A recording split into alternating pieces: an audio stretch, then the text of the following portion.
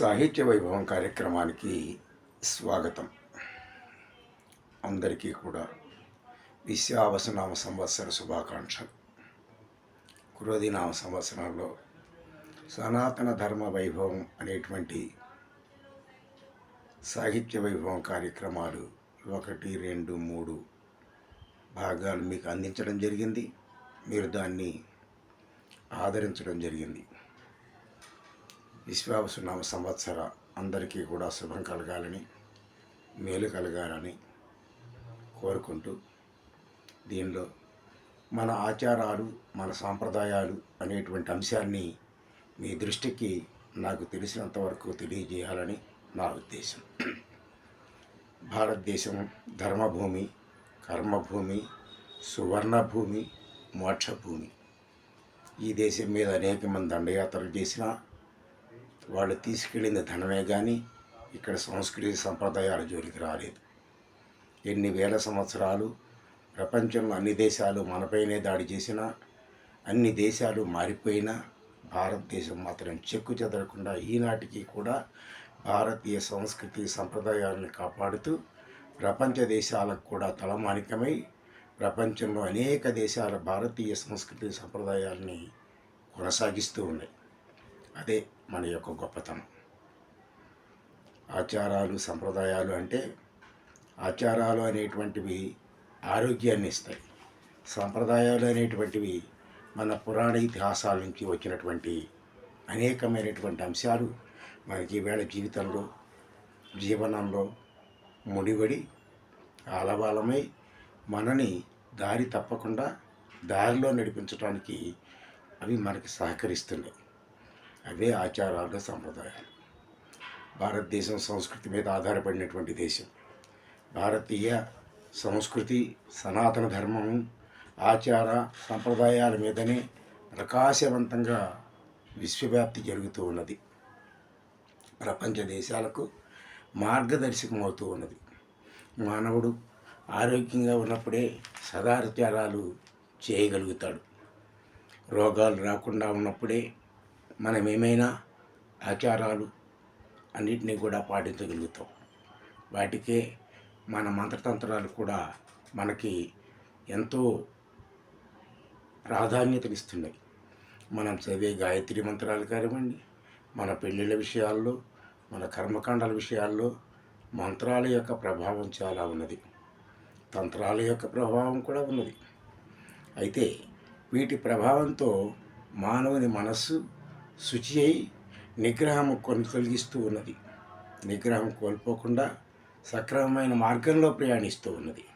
పూర్వము ధర్మ ప్రజా సంపత్యార్థం స్త్రియ ముద్వహేత్ అని ధర్మం కాపాడటం కొరకు ఈ వివాహాన్ని చేస్తున్నాను, ఈ పిల్లల్ని నీకు ఇస్తున్నాను అని చెప్పేటువంటి వాళ్ళు. అటువంటి ధర్మరక్షణ అప్పుడు పిల్లలు ఆరోగ్యంగాను, కుటుంబాలు కూడా చాలా సంతోషకరంగానే జీవించేవి. ధర్మాచరణంగా అందరూ కూడా ఆరోగ్యవంతంగా ఉండేవాళ్ళు. ధర్మం వలన దేశం కూడా సుఖంగా ఉండేది. ఇది తరతరాలుగా, యుగ యుగాలుగా కొనసాగుతున్నటువంటి పరంపర. స్త్రీ పురుషుల యొక్క విధులేమిటో మన సమాజం స్పష్టంగా తెలియజేసింది. రామాధివత్ ప్రవర్తయం నతు రావణాధివతు అని చెప్పింది. రాముడిలాగా జీవించమంది, రావణాసురుడిలాగా జీవించద్దండి. రాముడు ఎలా జీవించాడు అంటే భార్యతో ఎలా ఉండాలో, తండ్రితో మాట తప్పకుండా ఎలా ఉండాలో, తల్లిని ఎవరికి ఎలా గౌరవించాలో, తమ్ముళ్ళని ఎలా గౌరవించాలో, సమాజాన్ని ఎలా గౌరవించాలో, సమాజంలో ఒక మాట తన పైన పడినందుకు అత్యంత ప్రీతిపాత్రమైనటువంటి భార్యను కూడా వదిలిపెట్టేటువంటి మనస్తత్వంగా మహానుభావుడుగా చరిత్రలో కొనియాడబడ్డాడు. అది రాముని యొక్క జీవితం. ఈ విధంగా సమాజం క్షేమం కోసమే, సమాజ స్థిరం కోసమే, సమాజ వికాసం కోసమే, సమాజ ఆరోగ్యం కోసమే, సమాజ కొనసాగింపు కోసమే స్త్రీ పురుషుల యొక్క విధులేమిటో ఎంతో స్పష్టంగా, ఎంతో నిర్బంధంగా నిర్వచించాయి. ఈ పరంపరను, సంప్రదాయాన్ని, ఈ ధర్మాన్ని, ఆచారాలను, సంప్రదాయాలను ధిక్కరించే అధికారం ఎవ్వరికీ కూడా లేదు. ఎందరో మహానుభావులు వేల సంవత్సరాలుగా మనిషికి బోధలు చేస్తూనే ఉన్నారు. మనిషి శ్రద్ధగా ఆలకిస్తూనే ఉన్నాడు. ఆలకిస్తూనే అణువంతైనా మార్పు రాలేదు కొంతమందికి. అంతకంతకి దిగజారుతున్నాడు. నీ సేవా ధర్మం నిర్వర్తిస్తూనే ఉండు. ఈ లోకం యొక్క ప్రశంసకై ఎదురు చూడకు. నువ్వెందుకై జన్మించావో ఆ కర్తవ్యాన్ని పూర్తి చేస్తున్నానని సంతోషించు. భూమి నుండి వెళ్ళిపోయేటప్పుడు ఈ యొక్క మన ఏదైతే జీవితం, ఈ కర్తవ్యం ఏదుందో దాన్ని నిర్లక్ష్యం చేశాననే మాట లేకుండా చింత ఉండదు అని మన యొక్క ధర్మం చెబుతూ ఉన్నది. నువ్వు చేస్తున్న పని చాలా ముఖ్యమైనటువంటిది. సత్యం, జ్ఞానం, అవగాహన వెలువైపులా నువ్వు పంచుతున్నావు.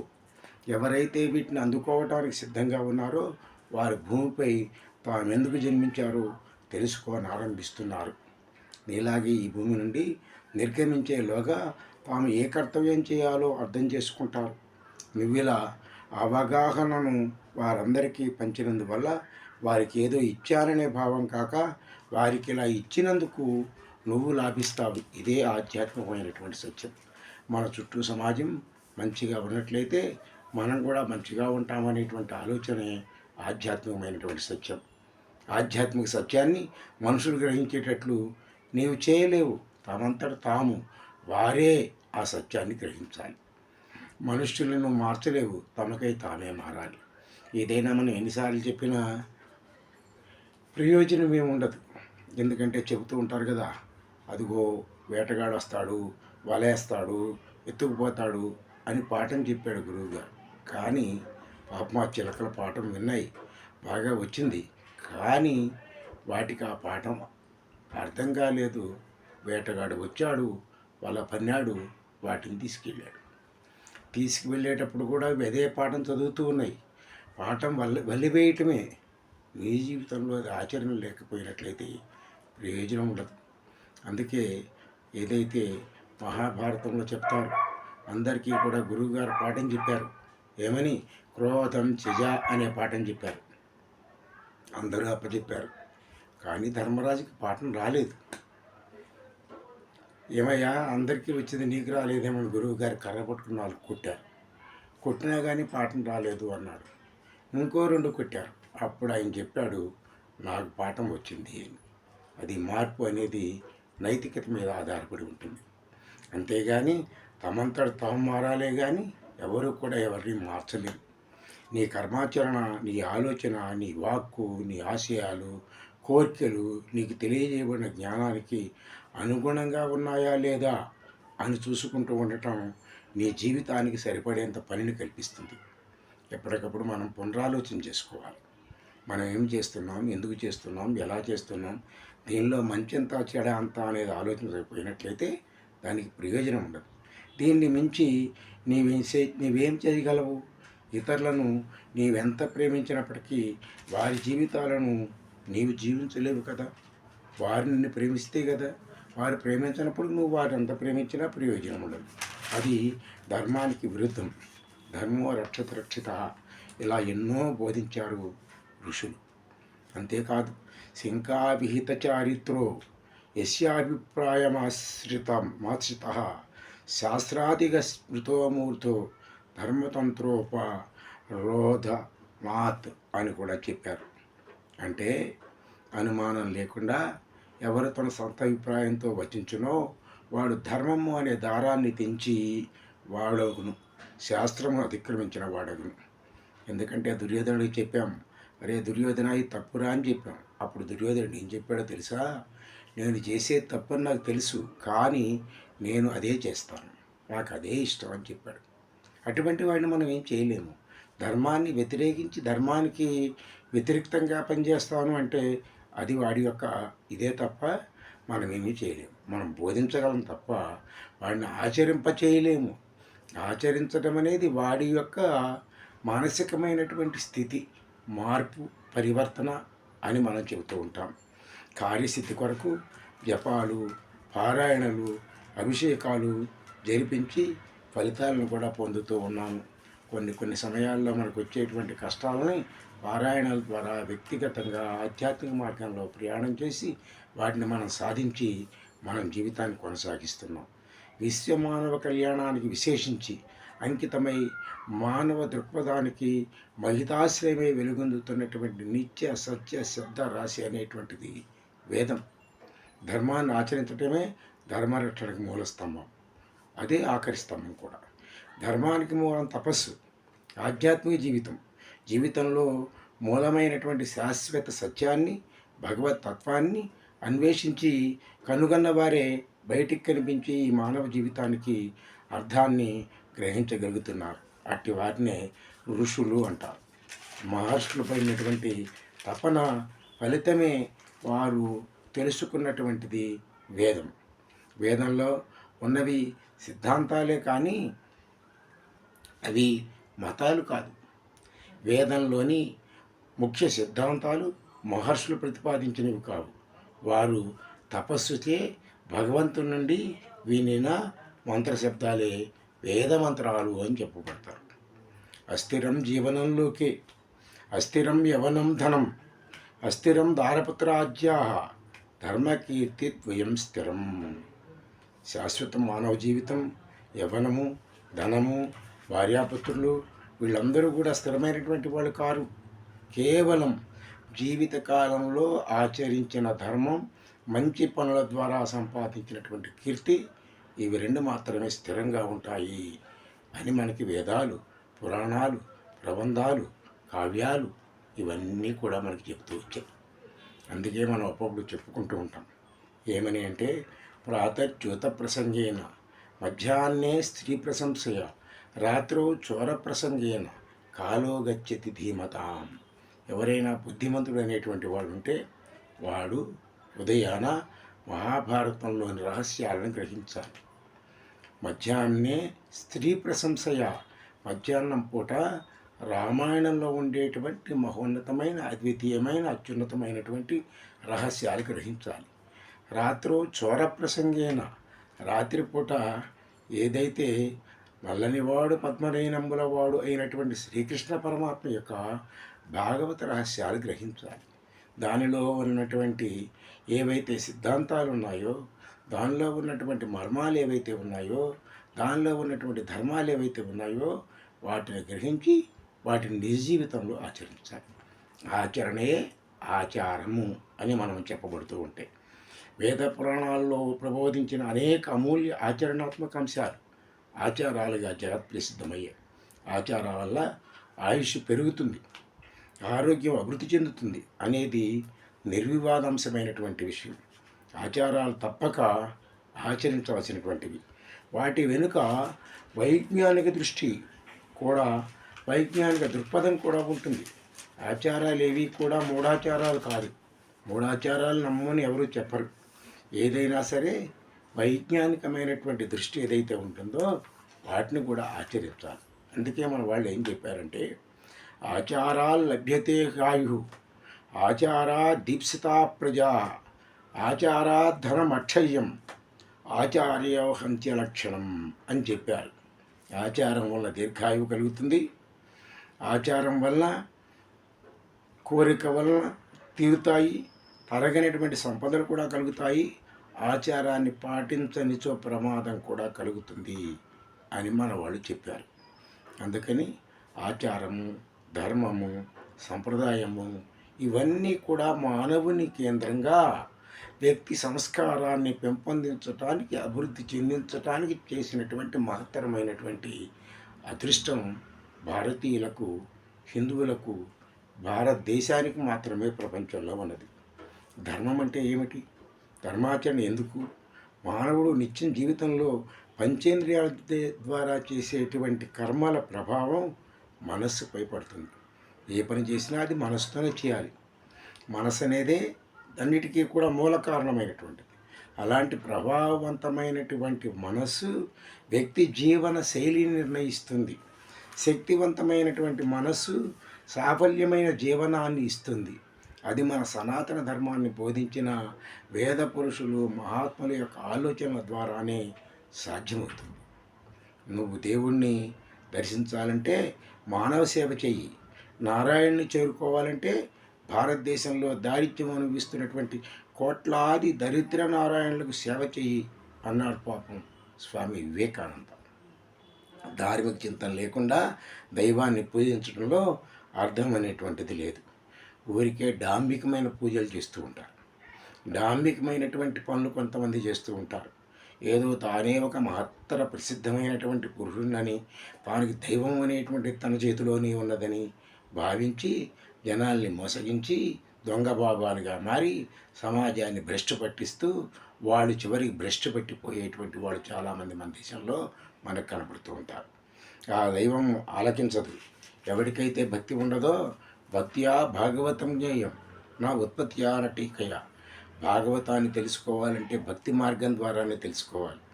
అంతేగాని నేను అంతా పాడేశాను, అంతా చదివేశాను అంటే అంతా చదివినంత మాత్రాన భాగవతం రాదు. భక్తి మార్గం ఉంటేనే భాగవతం వస్తుంది. మానవుని అంతిమ లక్ష్యం అనేటువంటిది మనకి మోక్ష మార్గం. మనిషి పుట్టింది ధర్మ అర్థ కామ మోక్షాలను సాధించడం కొరకు. అన్నీ కూడా ధర్మ మార్గం ద్వారానే ఉండాలి. ప్రపంచంలో విభిన్న మతాలు విశ్వాసాలు పరివ్యాప్తమై ఉన్నాయి. వాటిని నిరసించవలసిన అవసరం లేదు. విశ్వాసాల్లో హేతువు కనిపిస్తున్నా తిరస్కరించనక్కర్లేదు. హేతువు కనిపించకపోయినట్లయితే హేతువు మీద ఆధారపడి జీవించడం లేదన్నది వాస్తవం. ఎందుకంటే కనుక హేతువులో సంబంధం లేకుండా చలామణి అయ్యే విశ్వాసాన్ని త్రోసిపుచ్చనక్కర్లేదు. మనకు తెలిసినంత మాత్రాన మనకు తెలిసింది తక్కువ, అది దృష్టిలో పెట్టుకోవాలి. రావి చెట్టు చుట్టూ తిరిగితే పిల్లలు పుడతారా? వేప చెట్టు మహాలక్ష్మి ఎట్లా అయ్యింది? తులసమ్మ దేవత ఎలా అయ్యింది? దేవుడికి కొబ్బరికాయ కొట్టినంత మాత్రాన ఎందుకు కొట్టాలి? దేవుడు ఉన్నాడా? ఇవన్నీ చాలామంది అడుగుతూ ఉంటారు. మొన్న ఈ మధ్యకాలంలోనే ఒక ప్రముఖ నాయకుడు కుంభమేళాలో స్నానం చేస్తే పాపాలు పోతాయా, కుంభమేళాలో స్నానం చేస్తే ధనం వస్తుందా అని అడుగుతూ ఉంటాడు. ముంగురు కొరికితే ఏం తెలుస్తుంది రుచి? దానిలో మునిగిన వాడికి తెలుస్తుంది దాని యొక్క రుచి. అందుకని ఏ హేతువు లేకుండా 64 కోట్ల మంది కుంభమేళాలో స్నానం చేస్తారా? ఒకడు పిచ్చివాడు కావచ్చు, ఇద్దరు పిచ్చివాడు కావచ్చు, కానీ 64 కోట్ల మంది పిచ్చివాళ్ళు కారు కదా. తనకు తెలియని దాన్ని పట్టుకుని ఏదో తన యొక్క అజ్ఞానాన్ని బయట పెట్టుకోవటం కొంతమంది మహానుభావుల యొక్క ఉద్దేశం. ఈ ప్రశ్నలు వేసేవారిలో కొందరు హేతువాదులు ఉంటారు, మరికొంతమంది మూర్ఖులు ఉంటారు. మన సనాతన ధర్మం వ్యక్తి నిర్మాణానికి ప్రాధాన్యతనిస్తుంది. వ్యక్తి సంస్కారవంతుడైతే మెదడున్నది పనిచేస్తే అన్నిటికీ పరిష్కారం దొరుకుతుంది. చరాచర సృష్టిలోని అన్ని వస్తువుల మీద దైవీభావనయే మన లక్ష్యం. మానవుని అడుగడుగునా కాపాడుతూ గమ్యాన్ని చేర్చటమే మన యొక్క సనాతన ధర్మం యొక్క సార్థకత. సనాతన ధర్మం ఏమి చెబుతుంది అంటే బ్రాహ్మీ ముహూర్తే బుద్ధేత ధర్మార్థో చానుచింతయేత్ కామక్లేశాంశ తన్మూలాన్ వేదతత్వార్థమేవచ అని చెబుతూ ఉంటుంది. అంటే దాని యొక్క ఉద్దేశం సూర్యోదయాత్ పూర్వమే మేల్కొని ధర్మార్థములకు తగినటువంటి మార్గంలో వాటి సాధించడానికి కావలసినటువంటి శరీర శ్రమాదులు నిశ్చయించుకోవాలి అని చెబుతుంది. వ్యక్తి తన సంస్కారంతో ధర్మాచరణ కొనసాగిస్తూ సమస్త ప్రాణికోటి ఎడ గౌరవాన్ని ప్రదర్శిస్తూ నిష్కళంకతతో నిస్వార్థ బుద్ధితో ధర్మార్థ కామమోక్షాలు సాధించాలి అనేటువంటిది మన సనాతన ధర్మం మనకి బోధిస్తున్నటువంటి ప్రధానమైనటువంటి అంశం. అందుకే చెబుతూ ఉంటారు, ఆచరణీయమైన అంశాలన్నీ కూడా మన యొక్క వేదాల నుండి మన పురాణాల నుండి ఎవరో రాయిన అపౌరుషాల నుండి మన దగ్గరికి వచ్చినాయి. ఈ అపౌరుషేయాలైనటువంటి వాటిని మన మహానుభావులు మన అదృష్టమా అంటూ మన యొక్క పద్యాలలో శ్లోకాలలో సంస్కృత గ్రంథాలలో నిబిడీకృతింపజేసి వాటిని మనకి జీవితం అంతా కూడా నెరవేర్చుకోవటానికి వీలుగా ఆచరించడానికి వీలుగా వారు అనుభూతిని పొంది వాటిని మనకి మార్గదర్శకాలుగా రూపొందింపజేసి మనకు ఒక బంగారు బాటను చూపారు. ఆ బాటలో నడవటం మన యొక్క ముఖ్యమైన కర్తవ్యం. ఇదే చెబుతున్నారు, శతం విహాయ భోక్తవ్యం సహస్ర స్నానమాచరేత్ లక్ష్యం విహాయ దాతవ్యం కోటిం త్యక్త్వా హరిం భజేత్. చాలామందికి సమయం ఉండదు, ఊరికే సమయాన్ని వృధా చేస్తూ ఉంటారు. లేచిన దగ్గర నుంచి గంటలు పడి తిరుగుతూ ఉంటారు. ఏ సమయంలో ఏం చేయాలో చేయరాని సమయాల్లో చేస్తూ ఉంటారు. అదే చెప్తున్నారు, శతం విహాయ భోక్తవ్యం అవసరమైతే అక్కడ కొంతమంది వేచి ఉన్నారేమని నేను వస్తా ఉన్నా అనేటువంటి వాళ్ళు కొంతమంది ఉంటారు.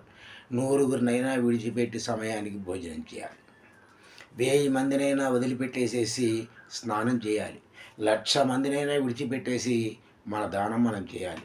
1,00,00,000 మందినైనా వదిలిపెట్టేసి ఈశ్వర ధ్యానం చేయాలి. వ్యక్తికి భోజనము, స్నానము, ధ్యానము, దానము అనేటువంటివి ఎంత ప్రాముఖ్యతో దీనిలో తెలియజేశారు. అలాగే బాలార్క ప్రేతధూమశ్చ వృద్ధస్త్రీ పలవలోదకం రాత్రో దధ్యాన్నభుక్తిశ్చ ఆయుక్షీణం దినే దినే. మనకు అనేక అవకాశాలు ఉన్నాయి, అయితే వాటిని కూడాను వినియోగించుకునేటువంటి విధానం కావాలి అని చెబుతున్నారు. ఎందుకంటే ఆచారాల్లో మానవ జీవన వికాసం కొరకు ఆచరించరానటువంటి అంశాలు కూడా ఎలా ఉన్నాయో వాటిని కూడా మనకు తెలియజేశారు. ఉదయపు ఎండ పనికి రాదు, అలాగే కాటి పొగ శ్మశానం నుండి వచ్చే పొగ పీల్చరాదు, తనకంటే మరీ ముసలిదైనటువంటి దాని యొక్క పొందు పనికిరాదు, అలాగే చిన్నగా కూడా ఉన్నటువంటి నిలిచినటువంటి నీరుని, చిన్న గుంటల్లో నిలిచినటువంటి నీరుని కూడా తాగకూడదు, రాత్రులందు పెరుగన్నము తినకూడదు. ఇవన్నీ కూడా ఆయుక్షీణకరములు కాబట్టి వీటిని మీరు ఆచరించవద్దు, ఆరోగ్యకరమైనటువంటి వాటిని ఆచరించండి అని చెప్పారు. అలాగే ఎవరో ఇచ్చిన బనీన్లు, ఎవరో ఇచ్చిన డ్రాయర్లు, ఎవరి చెప్పులో, ఎవరి వస్తువులో వాడుతూ ఉంటారు చాలామంది. దానికి కూడా మహానుభావులు మనకు చెప్పారు వాడకూడదని. ఉపానహౌచ వాసశ్చ ధృతమన్యేర్నధారయేత్ భోయితమలంకారం శ్రయం నరకమేవచ. ఒకరు వాడినటువంటి చెప్పులు, బట్టలు, జంజము, నగలు, పూలు, కమండలము మరొకరు వాడకూడదు. చిన్న చిన్న విషయాల్లో కూడా జాగ్రత్తగా పాటించాలి. మన ఆచారాలు మనకి నిరంతరం కూడా తెలియజేస్తూ ఇవి గనక ఆచరించకపోతే మీరు ప్రమాదంలో పడతారు, వాటిని సక్రమ మార్గంలో ఆచరించండి అని చెప్పి ఈ విధంగా మనకి తెలియజేస్తూ వచ్చారు. అలాగే మనకి వేదాలు చెబుతున్నాయి, మాతృదేవోభవ, పితృదేవోభవ, ఆచార్య దేవోభవ, అతిథి దేవోభవ, దరిద్ర దేవోభవ, వీళ్ళందరినీ కూడా దైవంగా భావించాలి అని చెబుతుంది మనం. అందుకే చెబుతున్నారు, వేదవాక్యాలు స్పష్టమైనటువంటి సమర్థతను ప్రకటించాయి. మన ఆచారాలు సంప్రదాయాలు ఉపాధ్యాయాన్ దశాచార్య ఆచార్యాణం శతం పిత సహస్రంతు పితॄన్మాత గౌరవేణాతిరిచ్యతే. 10 మంది ఉపాధ్యాయుల కంటే ఆచార్యుడు అధికమైనటువంటి వాడు, గౌరవార్హుడు. 100 ఆచార్యుల కంటే తండ్రి చాలా గొప్పవాడు, తండ్రి కంటే తల్లి 1000 రెట్లు ఆధిక్యురాలు అని చెప్పి మనకున్నటువంటి మన సాంప్రదాయాలు, మన ఆచారాలు, ఎవరికి ఎటువంటి గౌరవాన్ని ఇవ్వాలి, ఎవరిని ఎట్లా గౌరవించాలి, సమాజంలో వారి బాటలో మనం ఎలా నడవాలి, వారి బాటలో నడవటం వల్ల మనం ఎటువంటి ప్రయోజనాన్ని పొందుతాము, ఇవన్నీ కూడా అమృత భాండాన్ని మన మహర్షులు వేదాలను చిలికి అనేకమైనటువంటి గ్రంథాలని, పురాణాలని, ఇతిహాసాలని చిలికి ఆ వెన్న తీసి అమృత భాండం పెట్టి దానిలో మనకి పంచిపెట్టారు. మనం చాలా అదృష్టవంతులం. మనం అనేకమైనటువంటి ఆచారాలని, సంప్రదాయాలని పాటించడం ద్వారా ఆరోగ్యవంతమైనటువంటి సమాజానికి మనం మేలు చేకూరుస్తాము. ఆ ఉద్దేశంతో మీకు మన ఆచారాలు, మన సంప్రదాయాలు అనేటువంటి మొదటి భాగాన్ని మీకు అందిస్తున్నాను. దీన్ని కూడా ఆదరించండి, గౌరవించండి. ఇట్లు మీ శ్రీనివాసు. మొదటి భాగం సంపూర్ణం.